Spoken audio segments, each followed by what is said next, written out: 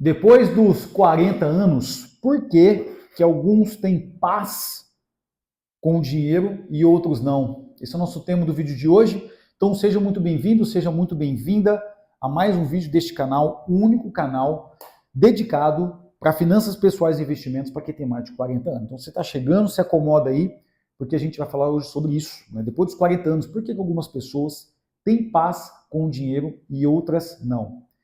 E oficialmente a gente começando o ano agora, certo? Porque o carnaval passou, parece que foi ontem que nós estávamos comemorando o ano novo, e o carnaval já chegou e o carnaval passou.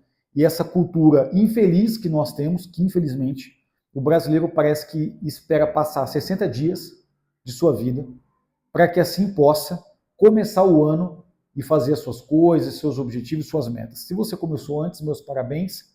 Se você está começando agora, meus parabéns também, que você comece do jeito certo e que esse vídeo também possa te alcançar e te esclarecer e te ajudar a ter mais paz, segurança e organização financeira. E eu estava lembrando passou o carnaval, eu estava conversando com alguns clientes meus de consultoria, do Planejamento 360, que é o nosso trabalho individual. E aí eu estava falando com um cliente meu, e aí ele falou assim para mim, falou, cara, depois que a gente começou o trabalho de consultoria e planejamento, eu pude perceber uma mudança muito significativa na forma como eu estou conseguindo enxergar o dinheiro todos os meses na conta, né? Eu falei, poxa, isso é muito bom, né? Afinal, o trabalho de acompanhamento e planejamento, ele é para isso, certo? E aí ele falou assim para mim, falou, cara, eu estava lembrando que fazia praticamente, eram os últimos 3 anos em que ele começou a ter complicações financeiras. Ele começou a ter uma sequência de problemas, e esses problemas começou a afetar a vida dele, começou a afetar a saúde mental e emocional e tal, né? E eu estava lembrando de outros 2 clientes, que aqui eu vou trazer um exemplo muito claro para vocês, certo? Por que que alguns têm mais paz com o dinheiro e outros não? Eu estava lembrando de outros 2 clientes. Eu vou trazer esse exemplo aqui, mas é claro, eu vou preservar a identidade desses 2 clientes aqui, certo? Eu vou até mesmo trocar o nome para que isso seja preservado, mas essas histórias aqui, como eu sempre falo, elas são histórias reais, certo? Porque quando a gente vai falar de planejamento financeiro, nós temos 3 problemas muito grandes que nós já falamos aqui. Nós temos o problema da cultura, que a cultura você não controla, certo? A cultura você minimiza os danos. Você tem um problema de comportamento humano. Por que é tão difícil nos obrigar a fazer aquilo que queremos e por vezes até precisamos fazer, ou melhor, por que é tão difícil nos obrigar a fazer aquilo que precisamos fazer e por vezes até queremos fazer? Por que é tão difícil nos obrigar a fazer isso? Então esse é um problema de comportamento. Nós temos o problema de acesso a crédito. E tudo isso, quando a gente junta tudo isso, isso gera o principal causador de dificuldade financeira na vida das pessoas. Então, se você tem mais de 40 anos e você ainda passa por dificuldades, por problemas financeiros, você certamente está dentro desse contexto. É muito difícil você encontrar uma pessoa que não veio de família rica e que não tenha passado por um processo de consultoria e acompanhamento, que não enfrente esses 3 problemas nessas 3 camadas. E eu estava lembrando desses 2 clientes meus aqui, e aí eu parei para lembrar, pegando esses 2 clientes que eu vou trazer o exemplo, com mais esse meu último cliente que conversou comigo. Né? Então, o que acontece? A maioria, quando a gente olha para uma pessoa que está com uma situação financeira complicada, quando eu vou voltando no tempo com ela, se eu perguntasse para você assim, legal, quanto tempo você está nessa situação? Aí você vai me falar assim, poxa, vai fazer já uns 8 meses. Tá, e 8 meses, quando começou a situação, o que tinha acontecido antes? O que aconteceu nesses 8 meses? Ah, eu tive um imprevisto.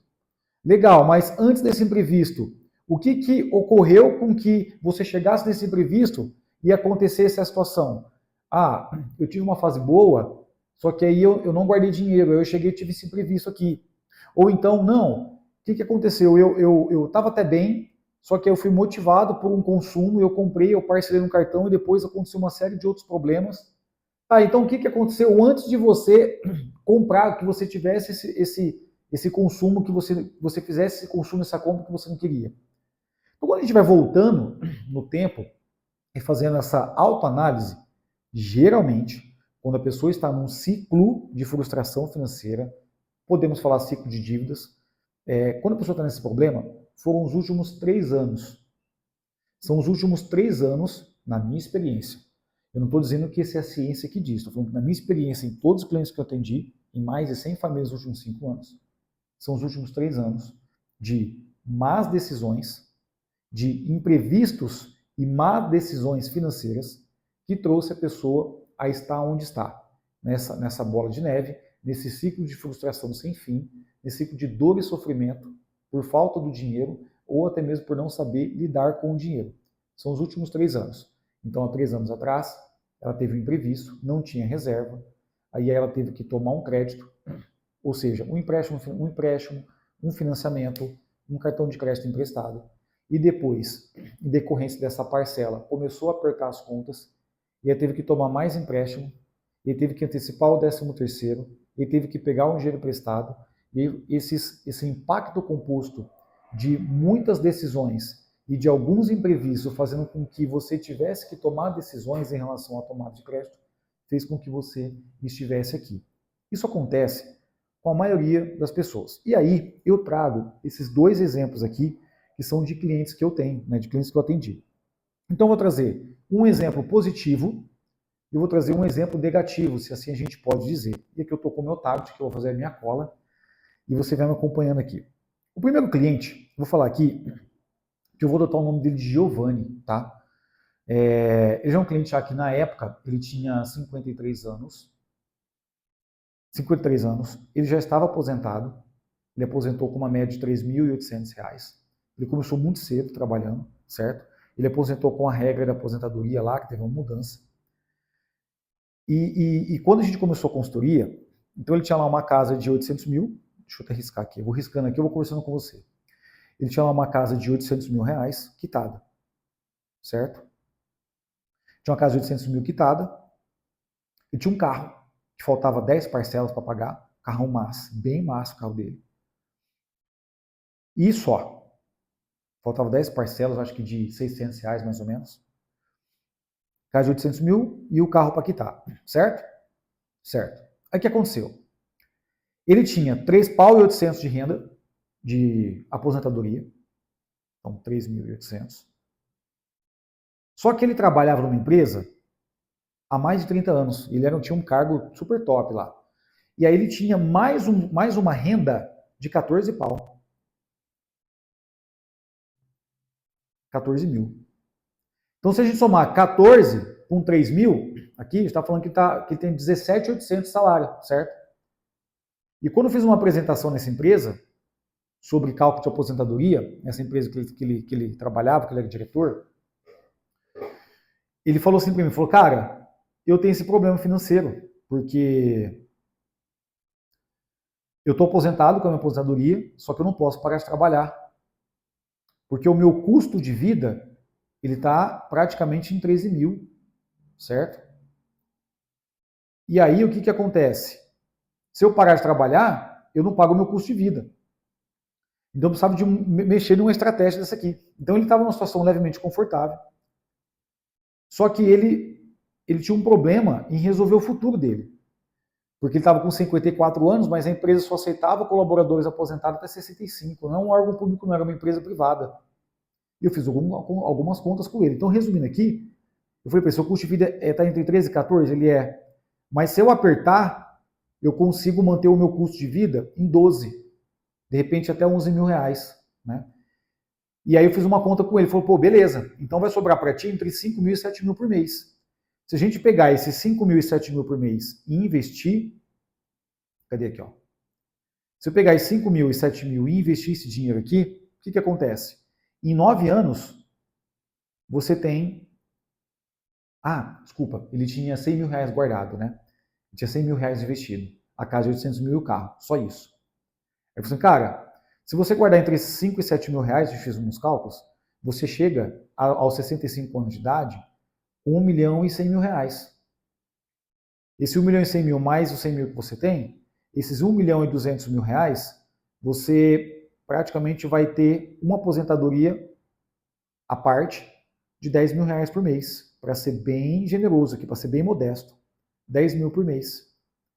E esses 10 mil por mês de aposentadoria, com mais os 3.800 que você tem, você paga o seu custo de vida, que está entre 13 mil e 14 mil reais. O que eu quero te explicar aqui? Né? Esse cliente em específico, ele não estava com a vida complicada. Ele estava com uma certa ansiedade em relação ao futuro e ele tinha essa ponta para resolver da aposentadoria. E aí, no processo de construir com ele, eu comecei a perguntar para ele, falei, poxa, cara, é difícil encontrar clientes assim, que eu encontro com 50 anos, 40 e poucos anos depois dos 40, que tem uma casa quitada, que já está consolidado financeiramente, então ele tinha estudado 2 filhas, gastou muito dinheiro com as filhas, né?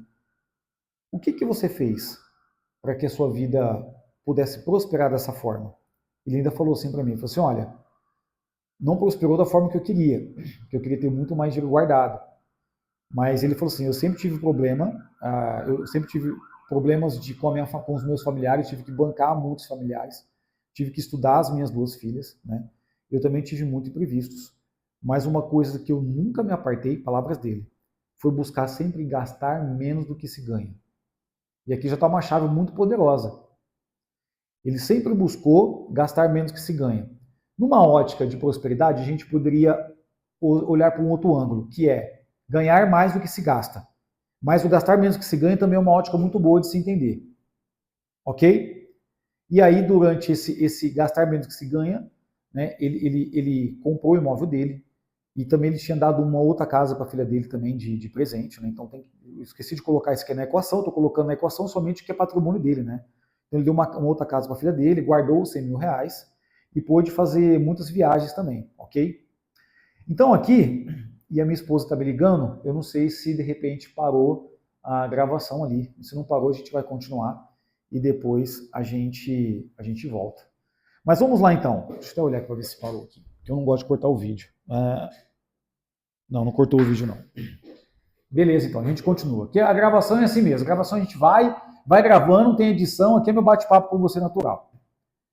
Então você percebe que esse cliente aqui tinha um padrão? É um padrão de gastar menos do que se ganha. Então ele buscava manter sempre sua saúde financeira. Agora eu quero trazer aqui o exemplo de uma outra cliente, né? Vou falar aqui cliente mulher, eu vou chamar de Cristina, ok? E ela, na época que ela foi atendida por mim, ela ainda é minha cliente, mas de um outro programa, né, mais de acompanhamento. Quando ela chegou até mim, há uns 3 anos atrás, ela tinha seus 44, 45 anos, né? Então ela tinha uma renda média aqui de 20 mil reais, com todos os trabalhos dela, uma renda média de 20 mil. Ela tinha uma casa quitada, um imóvel quitado, e só também. Ela não tinha dinheiro guardado. Na verdade, ela tinha. Ela tinha aqui 25 mil reais, mal investidos, por sinal, bem mal investidos. E aí ela teve que... Eu lembro que na época a gente até vendeu os ativos dela para fazer caixa, mas ela estava com a cabeça embaixo da terra, perdida. Ela estava de um jeito, nossa, cara, quando para lembrar, perdida.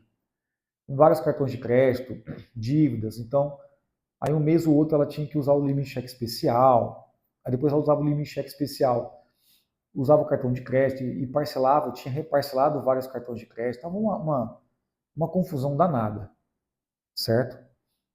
E a gente chegou, e pelo método que eu aplico, usando o planejamento 360, que a gente pega os 4 pilares do planejamento financeiro, né, que é a parte orçamentária, que são controle de gastos, a parte de investimentos, a parte de seguro e proteção, que aí entra convênio médico, seguro de vida e tal, e a parte de crédito e financiamento.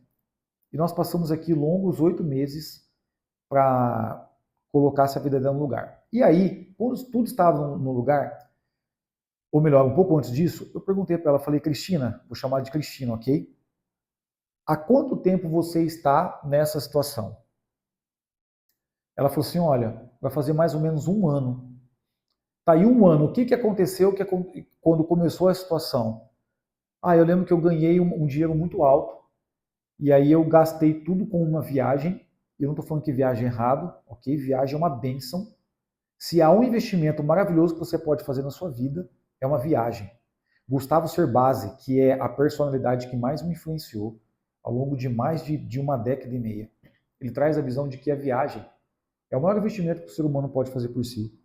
Por quê? Por pior que essa viagem tenha sido, por mais que você tenha errado na compra, no valor, no momento dessa viagem, essa viagem te gerou uma memória, te gerou uma experiência. E uma experiência, ela jamais é esquecida. Percebe? Percebe como é que isso funciona? Então, e eu concordo com ele. Tá? A viagem é uma bênção. E aí, só que ela tomou uma decisão errada que ela gastou praticamente todo o dinheiro com uma viagem. E depois que ela gastou todo esse dinheiro com uma viagem, um pouco antes disso, ela havia parcelado uma compra no cartão que o custo dela estava inflado, só que um pouco antes disso, ela tinha tido um imprevisto, que ela teve que pegar em dinheiro emprestado com um familiar e estava pagando esse familiar. E aí houve essa sequência de problemas. E quando a gente vai voltar atrás, fazer o quê? 3 anos que ela estava nessa situação de aperto, enrolada. E a gente fez um trabalho muito profundo de 6, 8 meses para que colocasse tudo em ordem. Logo depois ainda ela deu uma desviada. Ela recebeu um outro dinheiro de uma comissão do que ela vendia, uma quantia muito substancial, por sinal, né? Vou falar que na ordem deu mais de 60 mil reais, se eu não estou me enganado, que deu mais de 60 reais de uma comissão que ela tinha ganhado. E aí ela fez uma outra viagem. Aí depois nós tivemos que voltar para o prumo de novo, né? Nós tivemos que fazer um alinhamento de base novamente. Né? Mas aí ela me falou, nossa, eu quase que eu desviei a rota novamente, né? Se nós não tivéssemos essa clareza, esse plano, a minha vida tinha se complicado novamente. E aí, para encerrar essa parte aqui, eu vou trazer para você aqui uma reflexão. Um cliente que sempre tem uma vida aparentemente humilde, humilde no sentido não de pobreza, mas humilde de escolhas, tá? Humilde de sabedoria, certo? Uma pessoa aparentemente humilde, fez o básico bem feito e estava consolidado financeiramente, tinha essas bases para ajeitar, concorda? Vamos pegar aqui o Giovanni, para não falar o nome real dele. Né? Então, voltando um pouco aqui, a gente montou uma estratégia para que ele guardasse de 5 a 7 mil reais por mês e formasse R$1 milhão de patrimônio nos próximos 9 anos, para que ele pudesse, enfim, ter uma aposentadoria real de 14 mil reais para que ele pudesse parar de trabalhar, certo? E nós temos uma outra pessoa que sempre estava com problema financeiro, sempre, por mais que ela ganhava bem, ela sempre tinha problema financeiro. Por que algumas pessoas, depois dos 40 anos, conseguem ter paz financeira e outras não? Você consegue perceber a diferença aqui? Se eu tivesse sentado aí com você, te explicando todas essas duas histórias, você consegue perceber aqui uma diferença? Um abismo de diferença entre duas pessoas? Então vão duas pessoas com alta renda, tá? Com renda acima de 15 mil reais por mês. Que aí a gente já pode considerar uma classe média no Brasil, correto? Qual que é a diferença aqui? A gente pode encontrar aqui novamente, né, a cultura, o comportamento e o acesso a crédito, certo? Mas enfim, a gente pode traçar nesse vídeo aqui hoje, para esse conteúdo, uma linha que é o conjunto de decisões conscientes. Tinha uma decisão consciente, que era gastar menos do que se ganha. Deixa eu ver se está funcionando aqui o celular. Está gravando ainda. Que tinha um conjunto de decisões bem encaixadas, que era sempre gastar menos do que ele ganhava, acumular a diferença e manter dinheiro em caixa. E a outra pessoa era sempre gastar tudo aquilo que vinha para poder viver o presente. Então, vivia um presente razoavelmente bem vivido e se preparava para o futuro. A outra vivia um presente abundantemente vivido, mas não se preparava nada para o futuro. O que eu traço a linha aqui? Basicamente, um conjunto de decisões simples e eficientes a ser tomada. É o apenas viver. Então, aqui, o que vai ser necessário aqui? Como que agora eu entro aqui na parte de vocês com a solução? Né? Eu vou trazer aqui que são 3 ajustes financeiros com base nessas histórias aqui. Eu vou trazer 3 ajustes financeiros que você precisa fazer depois dos 40 anos, para que você possa transformar a sua situação, a sua realidade, gerando mais segurança, mais organização e mais paz de espírito. 3 pilares aqui. Primeiro, um objetivo muito bem definido. E eu te faço uma pergunta aqui. Para os próximos 10 anos, vamos imaginar que você tenha 42, 43, 45 anos, tá? Para os próximos 10 anos, o que você realmente quer? Qual que é o seu objetivo? É construir mais segurança financeira? É construir mais liberdade financeira? Poder dizer não àquilo que você não quer, isso aqui é muito poderoso. Construir mais segurança financeira é maravilhoso. Porque se você tem dinheiro na conta, você tem patrimônio, isso de certa forma ele gera mais segurança psicológica para você. E se você tem mais de 40 anos, isso deveria ser um alvo seu, deveria ser um objetivo seu. Se não é, você pode colocar isso como objetivo. Construir mais liberdade financeira, pô, mas qual que é a diferença de segurança e liberdade financeira? Eu vou traçar aqui na minha visão. Segurança financeira, a gente pode trazer como reserva financeira. Então, você tem uma reserva financeira, isso te dá paz por 4 ou 5 meses aí, né? Liberdade financeira é uma reserva muito mais robusta. Então, eu vou te dar um exemplo aqui. Hoje, depois de 10, 12 anos, eu posso gozar de uma certa liberdade financeira. Hoje, eu posso dizer não a muito daquilo, das coisas que eu não quero fazer. Então, vou te dar um exemplo muito claro aqui. No final do ano passado, dezembro, somos em fevereiro, certo? Na data que eu gravo esse vídeo. No final do ano passado, eu encerrei o contrato, né, de uma forma muito educada e muito humilde. Eu demiti 8 clientes que eu não queria mais atender. Por diversas formas. Porque eram clientes que não me agregavam mais indicações, mais recomendações, eram clientes que era um pouco difícil de lidar, no tratar, eram clientes que de uma certa forma queriam impor regras da forma que eu trabalho e isso eu não aceito. E aí eu pude dizer não. E esse dizer não é que 8 contratos, da forma que nós trabalhamos aqui, nossa, é um faturamento muito expressivo, né? Só que eu tinha liberdade financeira. Eu pude dizer não para isso. E isso é muito poderoso. Morgan Housel traz nesse livro aqui também, né? A psicologia financeira, que é o que? O quanto é o suficiente para que você possa dizer não àquilo que você não quer. Então, o que é o seu objetivo para os próximos 10 anos? Poder dizer não àquilo que você não quer? Ter uma certa quantia de dinheiro guardado? Esse é o primeiro passo. Você precisa definir o objetivo que você quer. Aí você pode falar, mas o objetivo ele não tem um número. É o próximo passo que nós vamos falar. Pense no objetivo como algo abstrato. Então, vou falar aqui, né? Construir segurança, ele é abstrato, certo? Ainda a gente não consegue tangibilizar o que é segurança. Para uns é uma coisa, para outros é outra coisa, certo? Liberdade financeira. Para uns, trabalhar no lugar que se quer, ter uma carreira pública, por exemplo, é liberdade financeira, correto? Agora a gente vai para o segundo passo aqui, que é uma meta. Então, se você tem um objetivo, está pegando aqui comigo, são os 3 ajustes que você precisa fazer depois dos 40 para que você possa ter mais segurança financeira, mais dinheiro na conta e mais liberdade de escolhas. Qual que é o segundo passo? É uma meta. Então, exemplo. Se você precisa, ou melhor, se o seu objetivo é construir liberdade financeira, qual que é a meta que tangibiliza esse objetivo? Então, exemplo. Para que você tenha liberdade financeira, você precisa de 100 mil reais guardado, certo? Então, desses 100 mil reais aqui, você precisa colocar uma meta. Desse objetivo, você precisa colocar uma meta. Qual que é a meta que te leva para ter liberdade financeira? 100 mil reais. De repente, o seu objetivo é fazer uma viagem. Quanto custa a viagem? Pode ser outras coisas também, tá? Eu estou colocando aqui atributos internos, que vai te levar para outro nível. Pode ser um objetivo material também. Você pode colocar um objetivo de fazer um intercâmbio. Você pode colocar um objetivo de fazer uma viagem para Disney. Você pode colocar um objetivo, sei lá, de comprar uma casa.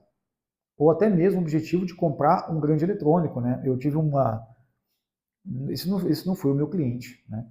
Mas foi um seguidor e ele perguntou para mim, eu posso considerar o meu computador como investimento? Eu falei, pode. Né? Investimento é tudo aquilo que te retorna. Né? Então me fala um pouco mais. E ele tinha um computador que ele pagou acho que 14 ou 15 mil reais. Eu falei, cara, é um computador muito caro, né?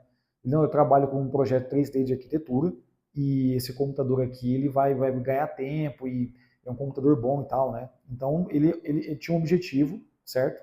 Ele tangibilizou esse objetivo com uma meta de 14 mil reais para se comprar o computador. Então pode ser um objetivo nesse aspecto, e você definir uma meta, que é um número, para que você possa chegar nesse objetivo.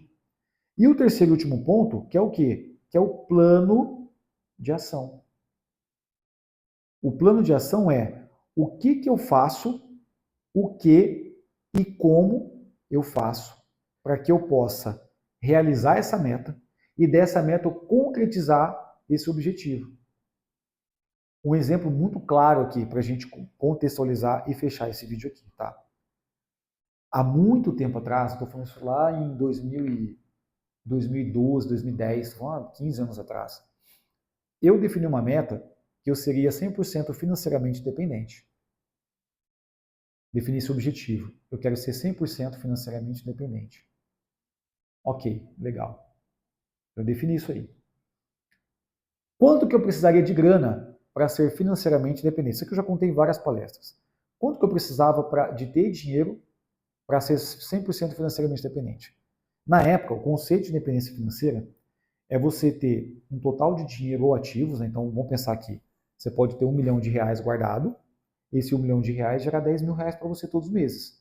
E aí todos os meses ele cai R$10 mil e você não depende do trabalho para pagar suas contas. Ou a pessoa pode ter imóveis, você pode ter muitos imóveis, e esses imóveis gerar renda, gerar aluguel para ela, e ela não depender do trabalho, ela vive de aluguéis, ok? Então eu defini, na época, quanto que eu precisava? R$982 mil. Era o que eu precisava. Porque R$982 mil na época geraria R$8 mil para mim todos os meses.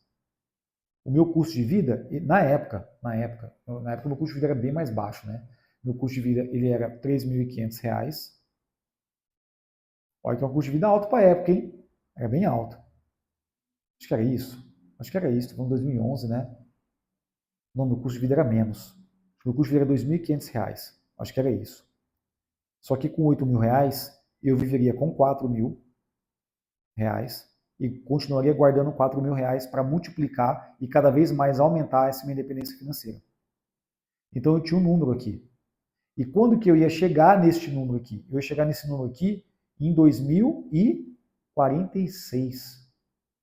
Eu ia conseguir chegar nesse número, porque eu tinha minha renda, eu gastava menos que eu ganhava e investia. 2046.